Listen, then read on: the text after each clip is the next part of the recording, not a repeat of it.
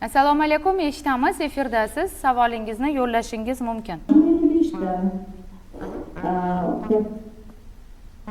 Kasbiy ko'nikmani o'qish imkoni bormi?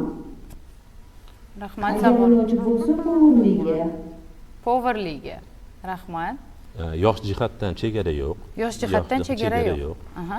O'zbekiston fuqarosi yosh jihatdan qat'iy nazar o'sha kasbiy ko'nikma markaziga, bandlik bo'limiga murojaat qilib, yo'llanma asosida o'qishga haqlari bor. Yashab turgan tumanlarini bandlik bo'linmalariga murojaat qilib, shu kasbiy ko'nikma markazida ta'lim olmoqchiman shu yo'nalishda desalar, o'sha bandlik bo'linmasi bevosita shu yo'llanma beradi. Shu yo'llanma asosida o'qishni tashkil qilamiz o'zimizga bog'lanib. Yo'llanma olgan odamga aloqaga chiqiladi. Aloqaga chiqib, aloqa asosida keyin o'sha qaysi soha bo'yicha, masalan o'sha chevarchilik bo'ladimi yoki qandolatchilik, yoki oshpazchilik bo'yicha bo'lsa, o'sha guruhda 15 nafar tinglovchilar talabgor yig'ilgandan keyin biz o'sha o'qish tizimini boshlaveramiz.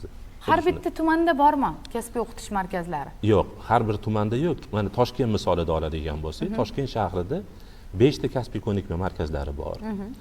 Lekin Toshkent tumanidagi 12 ta tumanda bandlik bo'limlari bor.